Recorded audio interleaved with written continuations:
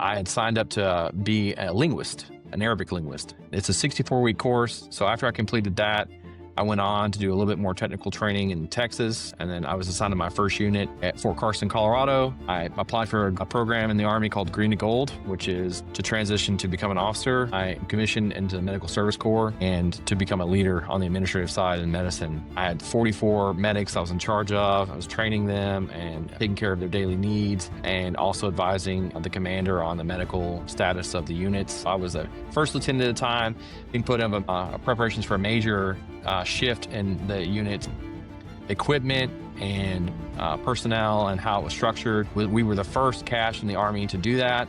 So as a lieutenant, I was definitely scared of that and a little nervous. Applied to specialize. As a captain, they want you to specialize in some kind of career field. So I picked financial management, and I was assigned first to Korea. So I was the Chief Financial Officer of Brian D. Allgood Army Community Hospital. And then after 2 years there, I was reassigned to Dwight D. Eisenhower Army Medical Center, which is where I'm at now. I'm currently the CFO. The annual budget here is roughly $270 million. So that's what I'm managing here. Hi, my guest today is Major Blake Corbitt, Chief Financial Officer at Dwight D. Eisenhower Army Medical Center. Welcome to the show, sir, and good to see you. Hey, thanks for having me. I appreciate it. Thank you for joining. Let's start with your story, your background. Why did you decide to join the military, and what's your story there? Oh, man. So I remember it vividly. I was sitting on my couch. I think I was watching an episode of Survivor or some other TV show. It was 2002. And I was coming up on my senior year in high school. A recruiter called me, "Hey, son, have you ever thought of serving your country?" At that time, I really hadn't. It was obviously coming off of September 11th. So it was a little less than a year after that. And, at that point in time, I was like, I really want to get back to watching TV. So sure, I'll come in and talk to you, right? I go in and talk to the recruiter, and he lays it all down for me. And then I got to thinking, I was a good student in school. I could have, gotten into any public school in Texas because I was in the top 10% of my class. But I don't know what, I guess he was a good salesman. So I thought about traveling the world. I thought about serving my country, getting out on my own, putting my feet underneath me, and just kind of figuring out what I really wanted to do with my life. Because at that point in time, like a lot of people, I'm sure, when they're 18, they really don't know what they want to do with their life. So I joined the military, signed the contract. I remember the day, December 14th, 2002. And I went to basic in June 24th, 2003. And I had signed up to be a linguist, an Arabic linguist. And at that time, I did not know it was going to be Arabic. I got through basic and I got to school, and then they're like, "Hey, congratulations, you've just been assigned Arabic as your language to learn." Of course, at that point in time, Arabic was a key language for the Defense Department, and they had set up another Middle East school. So they had 3 at the time when I was there.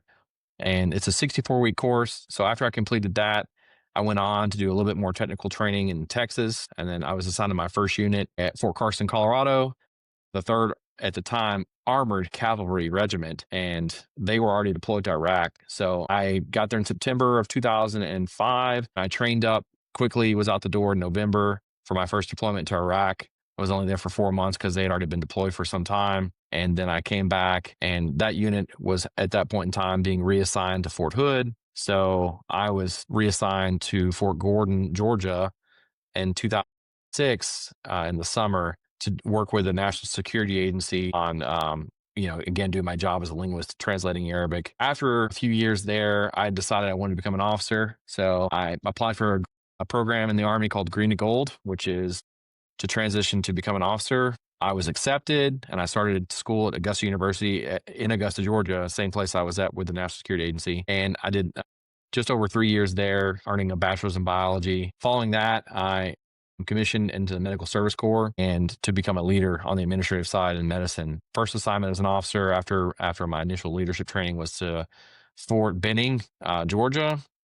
At Fort Benning, I was with the 3rd Infantry Division, and the time there with them was good. It was, very shaped me as a leader. It was definitely difficult. I had 44 medics I was in charge of. I was training them and taking care of their daily needs, and also advising the commander on the medical status of the units. I was there for 2 years, and then that unit was being shut down, and some of the people were moving to Fort Stewart, to 3ID where the actual headquarters is. And I got assigned or reassigned to what was then the 10th Combat Support Hospital. Now it's the 627th Hospital Center because those have transitioned. And there I was the deputy logistician, and I became the chief logistician for a bit. Of course, when I became the chief logistician was when the cash was transitioning to become a hospital center. So I was a first lieutenant at the time, being put in a major preparations for a major shift in the unit's equipment and personnel and how it was structured. We were the first cache in the Army to do that. So as a lieutenant, I was definitely scared of that and a little nervous. So I took care of that, and then I volunteered to be the executive officer of a forward resuscitative surgical team. They were going to Afghanistan. I started basically took that job in November, and we left in February of 2017 to be the ADVON. At least me and the detachment sergeant with the ADVON, and then we got into Helmand Province, and then I spent 11 months there. While I was there, I also was in Bagram for some time doing the medical evacuation mission for the entire theater. So I was part of that team. So that was, a great experience. And then when I left Afghanistan, I came back. I immediately went to Captain's Career Corps, started looking for company command because that was the next step. I found a company command at the Military District of Washington for medical recruiting. So I did 2 years of that, and I had 6 stations starting off, went down to 5 for some time. 6 stations were in Maryland and New Jersey. I had a station in West Virginia. I had 2 in Virginia. I had 1 in actual DC proper. So one, I guess I already said Maryland. So that was a challenging assignment. It was completely different, completely new, kind of like business almost. We were looking to recruit people across the entire, portfolio of positions in the medical side and nursing and veterinary. So it was everything that you could imagine that deals with some kind of medicine, either for animals or for human beings. It was a great experience. I did that for 2 years. And then after doing that for 2 years, I applied for another program to go to grad school, and to also I applied to specialize. As a captain, when you're about to become a major, they want you to specialize in some kind of career field. So I picked financial management, and I was also interested in legislative affairs and getting jobs like that in the future. So they let a few of the comptrollers get degrees in public policy. And that's what I pursued. I went to Duke University for 2 years after I was accepted to Stanford School of Public Policy, graduated, and then went to a 1-year comptroller internship to learn the Army side and the Defense Health Agency side of how to manage the finances, everything that goes along with that, the actual academics on that piece, because policy, of course, at Duke didn't prepare me for that. And then following that internship, I was assigned first to Korea. So I was the Chief Financial Officer of Brian D. Allgood Army Community Hospital, and also the 65th Med Brigade for 2 years, kind of dual-hatted, handled a lot of specific scenarios there that were interesting, including some policy concerns with how we treat the Korean soldiers. And then after 2 years there, I was reassigned to Dwight D. Eisenhower Army Medical Center, which is where I'm at now. I'm currently the CFO. Annual budget here is roughly $270 million. So that's what I'm managing here. Yeah, thank you for sharing your story here. So that's interesting because, as you mentioned, your current role is kind of on the intersection of military and business. So what leadership insights or skills you've learned in this position, or maybe other positions leading to this, because this is not your usual military, like Army job. It's more of a business financial side. What did you learn in this position that you probably wouldn't have learned in other positions? Well, I think it's interesting you say that. I mean, certainly it is business related because I do a lot of things that a civilian counterpart of my same position would do. But the military does prepare you well. It's just a different way of framing your mind. So, like all the things we learn about operations orders and the phases of operations and how to plan appropriately, to train, to look forward to what you need from logistics and from funding. Really, it's just on a larger scale. So think of the same thing but blown up. And so, but what I've learned here that's different, obviously, is the deeper aspects of that business planning. So, like a normal example of what I do on a day-to-day basis is prepare for. We regularly prepare monthly for what we call review and analysis. And so a review and analysis is meeting with clinical leaders and healthcare administrators to um, determine how efficient they are. So we're looking at their what they call work relative value units and practical expense relative value units. And that tells us, how much value they have, how much they're earning, and we have targets that we're supposed to meet. So along with those targets that we get from the Defense Health Agency, we look at if they're not meeting those targets, do they have enough staffing? Are they templating their physicians correctly? Do they have enough supply? That's the practical expense RVU piece. That's the overhead, basically. So we're looking at how much they're spending. Are they spending too much for what they're doing? And all these things are important to look at, and they help us drive the strategic mission of the hospital, specifically for the departments that are most important for us at that given time. Of course, in the private sector, I think surgery is almost one of the most important all the time because that's a big moneymaker for the hospital. So you have to make sure that's running efficiently for sure. But it's the same thought process for us. Like we want the patient experience to be good. We want to make sure that we're doing it in as most efficient manner that we can do so that we can do as many procedures per year as we can to deliver that value that DHA expects from us. And so that's certainly something that kind of took what I knew from the military and elevated it to the next level of how to think about it from a business perspective. And that's interesting because uh, a lot of times people don't really understand that military has these opportunities like your job, where this is almost like a one-to-one experience with the civilian world, like leading a let's say a civilian hospital or managing the finances, and that would look very good on your resume. Let's say you retire from the military, in the future you'll probably not going to have a lot of trouble finding a similar job in the civilian sector because they already have those skills being a CFO at hospital. So would you say that for people who are considering the military career, joining the US Army, they should also understand that these skills they'll be able to apply them outside of the military once they retire from it as well? Or would you say it's fair to say that? Yeah, it's absolutely fair to say that. I can tell you that, when I first joined the military, as a private, certainly I thought I knew everything about the world, right? But the military definitely prepares you and teaches you how to lead. If you take it on and you do what the military asks you to do, and they put you in, what you can guarantee about the military is they're always going to place you in situations that you may not think you're completely ready for. So you get a lot of imposter syndrome in the military quite often. But, if you go in and you learn and you're eager to learn, there's always people there to teach you, to, give you experiences that other people in the civilian sector may not have at all. So they push you really as a leader, especially once you become an officer as well. They're going to continue to put you in positions of higher authority, and you have to take it on and you have to learn. And what the military is good about is giving us also the educational opportunities at, a lot of times elite universities like Duke it's a great school. Love Duke. I really enjoyed going there and being given the opportunity, to get paid while I'm going to school and also have the school paid for. So that's something that the military did for me. Right now I have 3 degrees. The military paid for all of them. I got an associate's out of DLI. I got my bachelor's out of Gus University.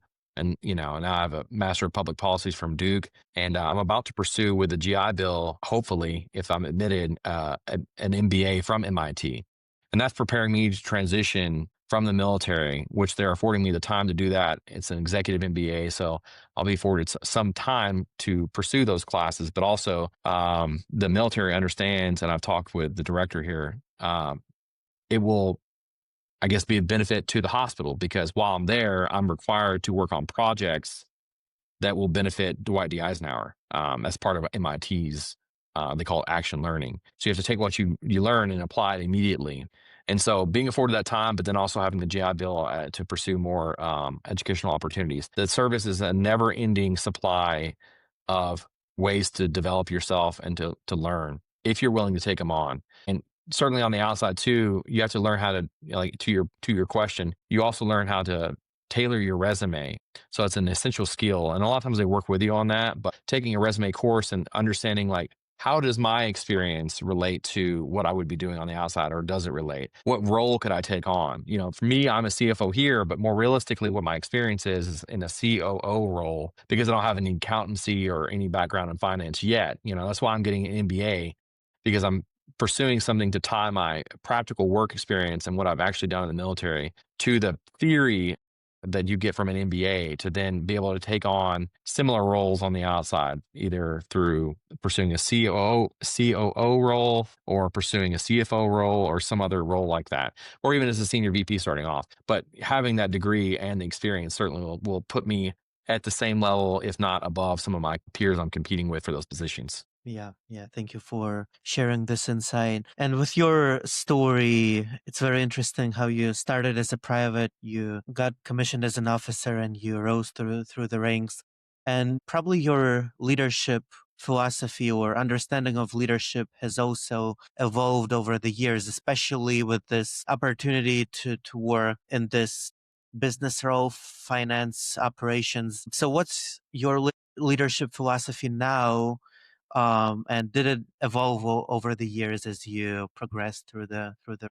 Yeah, certainly. So starting off as a private, I wasn't really leading much, but I was learning to be a leader, learning the skills that you need, like timeliness and producing things on time. So that helped me. And then as I progressed, I had just made staff sergeant before I transitioned to green and gold. So I'd been in some smaller leadership roles, leading small teams of people. And I can say that what mainly shaped me as an officer is remembering where I came from. Remembering where I came from, they call officers that used to be enlisted, they call us Mustangs. I don't know if that's because we're untamable or because we are just a little bit more rebellious than some of the other officers and the way we think. It's certainly, a lot of the junior troops say that Mustangs were some of the best officers that they've ever dealt with. And I think it's because we connect with them in a different way. The ability to say that I've been there and I've done that. I've done those roles. Also, a lot of times Mustangs, when something is going on that would be more like difficult, like an inventory or like clean up after a range, to pick up the brass. Mustangs a lot of times are not shy about getting out there with the troops and doing that same work with them and working alongside them. And I think there's something to be said about human psychology about that. Like we all want to be led by a leader who sees us, understands us, and will work alongside us. We like the feeling of that person. It's no different than, people that see presidents and they're out walking amongst people and they're out visiting and talking to everyday citizens and with their sleeves rolled up. It's like, you understand me, you see me. It's important to understand that. And that's kind of been my leadership philosophy. As it's progressed, I've kind of been more of a person that leans more into taking care of my people and putting them first. And the military does teach that, but you know, there's still missions to accomplish. The way I look at it typically, and I've had personal experience in this, is that when you put the people first and you are always driving for them, everything else takes care of itself. And I've really not been proven wrong about that yet. So, like when your people believe that you have their best interest at heart, that you really are alongside them, that you want them to grow, that you care about them, no matter what the case is, even if if your mission takes a temporary hit because you needed to give someone some appropriate amount of leave or time off to go visit with family or do something, and you really take the time to pour into them in that way or their own professional development. When you do that, when they come back from the leave or when they come back from the opportunity you gave them, they're usually willing to work even harder for you and they'll row really hard to get the mission accomplished. So you may think, oh man, like my mission, I'm going to take a hit in productivity here. When you come back and that person then talks to all the other people that work for you or talks to their friends, the word then spreads, right? And everyone's like, he really does care about us. He really, I really like working for him. They will push even harder for you. And typically you'll see results that will surprise you. And that's been it's been my experience. And they say that, people, they don't quit their jobs, they quit their bosses. So it's always important to remember that, like, you have the opportunity when you lead people to shape them and to give them everything that they need in a given moment. Maybe their mom passes away, their dad passes away. How you approach that could be life changing for that person. And so if you always approach people in that way and you think about it in that way, it usually just pays dividends more than you could ever imagine. And as our final topic on the podcast, would you like to share some advice with young people, maybe like looking at yourself when you were, before you joined the military, or generally for young people, if you have something that in mind that you want to share with them, please go ahead. Yeah, what I would say if you think that you're not capable of something, think again. You should approach life as though you're your only rate limiting factor. So if you want to do something, there's really almost no one that could prevent you from doing it except yourself. You have to seek out opportunities, through whatever. Maybe it's listening to a podcast one day like this, or maybe it's going on YouTube to learn about something that you want to learn about, or simply investing in a course, or getting on LinkedIn and seeking out people that are in interesting spaces that you would like to learn about and asking them for their time. Networking appropriately and then also pursuing things in your community can give you a lot of ability as you develop connections with people and as you get involved with your community. These things will shape and define your future. And you may discover something that you didn't even know you were interested in along the way, and you may take it up, like me, taking that opportunity to bring myself to the recruiter's office that day in the Army. I can put a plug in for one other person right now that's doing something that's new that you may actually want to interview. And her name is Major Lindsay Umloff. So she's developed this kind of way of thinking about things. She calls the bring your own chair I guess, philosophy. So the idea is that we all sit at a lot of tables in our lives, and you have the opportunity to bring your own chair to different tables that you are not sitting at currently to learn. Whether this is also relates to your family, it relates to your business life, it relates to whatever to your personal interest. So the point is, in the business side, is if you want to learn about something and you're interested, simply bring your own chair and meet people, like I was just saying on LinkedIn. Bring your own chair to a podcast and sit down and listen to it. And those types of things that you develop and those opportunities that you seek out and create for yourself will pay dividends. They will allow you to grow as an individual. It's all about what you want to do, right? So the bring your own chair is, if I'm at a table and I want to bring my chair somewhere else, just go ahead and learn. And if you're asked to step away from a table, which is to Lindsay's point, if you're asked to step away from a table at work, like say, hey, we really don't want you working on this project anymore. Okay, take that as an opportunity to then, you have more time to go and invest in something else.